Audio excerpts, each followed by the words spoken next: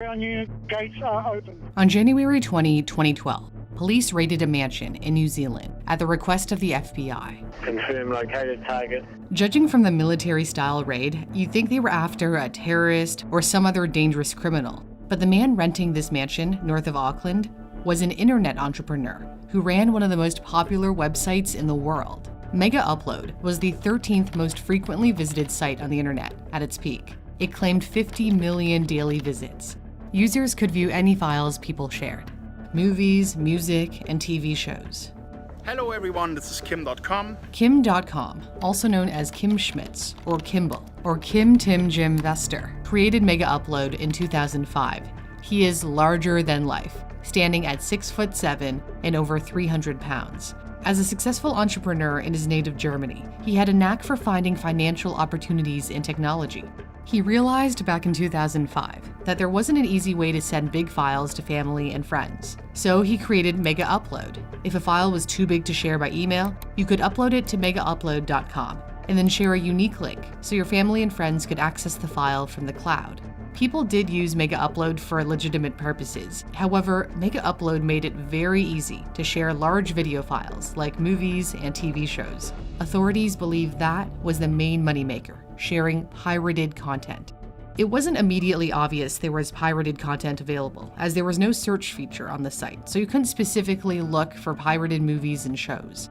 Instead, Mega Upload relied on third-party sites to publish URLs. If you visited alluc.org, it would contain a megaupload.com link. Or when an FBI agent investigating the company visited sidereel.com to search for an episode of Modern Family, they found 60 URLs hosted on Mega Upload's sister site, megavideo.com, which streams video.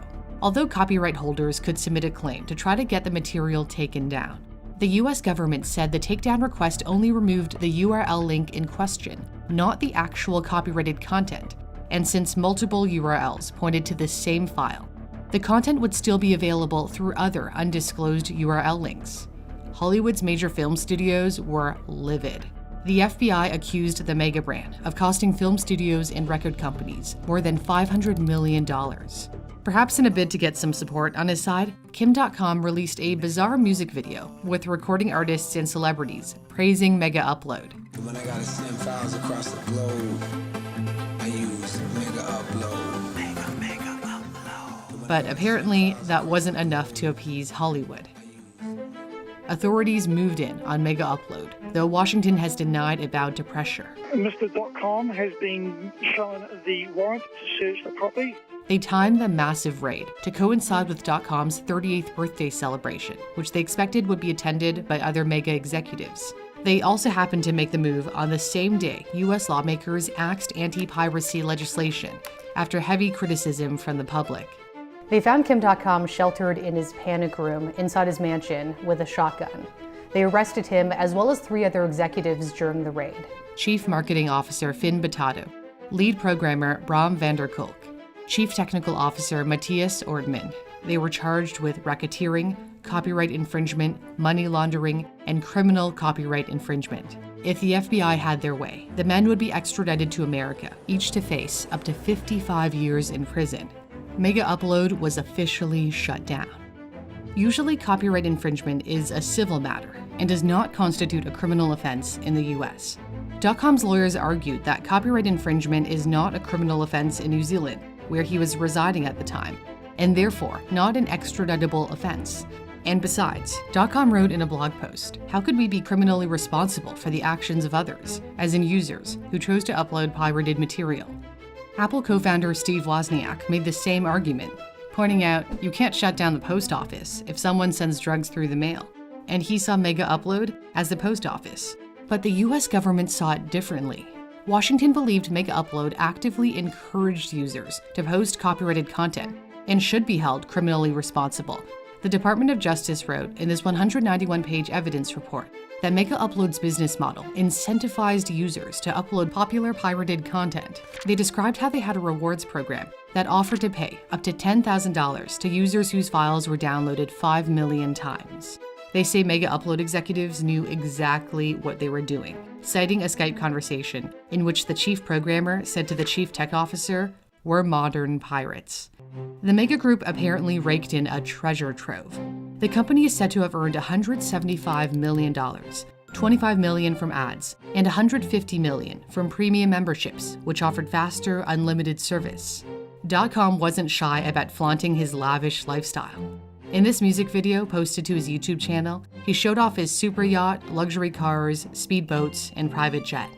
During the raid, authorities seized millions of dollars worth of assets, including his cars and artwork. .com felt the raid was excessive and blamed it on the, quote, subservience of New Zealand to the US empire and the corruption at the top of government. Turns out New Zealand's intelligence agency illegally spied on .com leading up to the raid. The then Prime Minister, John Key, had to publicly apologize.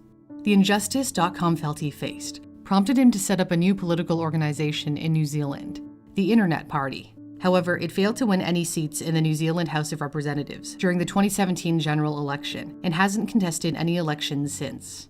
10 years after the raid, in June 2022, 2 executives pleaded guilty to their involvement in running Mega Upload as part of a deal to avoid extradition to the US. If Ortman and Vanderkolk are found guilty, they face a maximum of 10 years in prison in New Zealand, which is far less than what they could have faced in US prison. American prosecutors dropped their bid to extradite the 4th executive, Finn Batato, after he was diagnosed with cancer. Batato suffered greatly because of the whole ordeal. He had flown in from Germany for .com's birthday bash when he was arrested during the raid and wasn't allowed to go home. He was stuck in New Zealand. .com says Batato began drinking every day to drown out his sadness, and it made him sick. During his final years, he started a family in New Zealand, but wouldn't ever see his 3 young children grow up. He passed away in June, at the age of 49.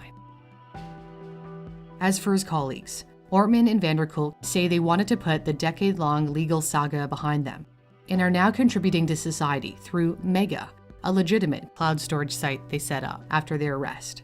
.com's 2 former colleagues are expected to testify against him as part of the deal, but he doesn't appear to hold any grudges, tweeting, "After 10 years of US lawfare, I understand why they have given up.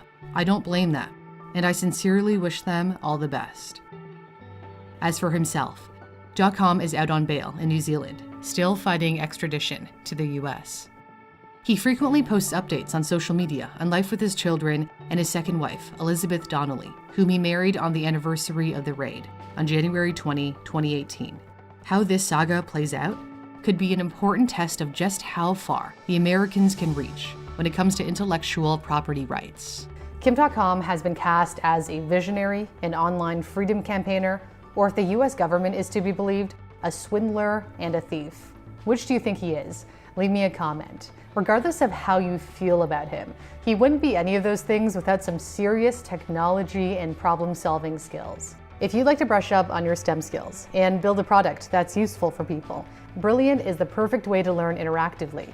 You can strengthen your knowledge of core computer science concepts through their Computer Science Fundamentals course. You can solve puzzles with science through their Scientific Thinking course, or start your algebra journey with an introduction to variables and equations with their pre-algebra course. My personal favorite are the logic courses that help flex your problem-solving muscles and build the skills you need to solve difficult math problems. There are no tests, and if you ever get stuck, you can click View Explanation for more. There's something for everyone on Brilliant, whether you're in school or already in the workforce. Brilliant is free for you to try out if you use the custom link in my description, brilliant.org/newsthink. And the first 200 of you to click my link will get 20% off their premium subscription, which gives you unlimited access to all of their offerings. Thanks for watching. For Newsthink, I'm Cindy Palm.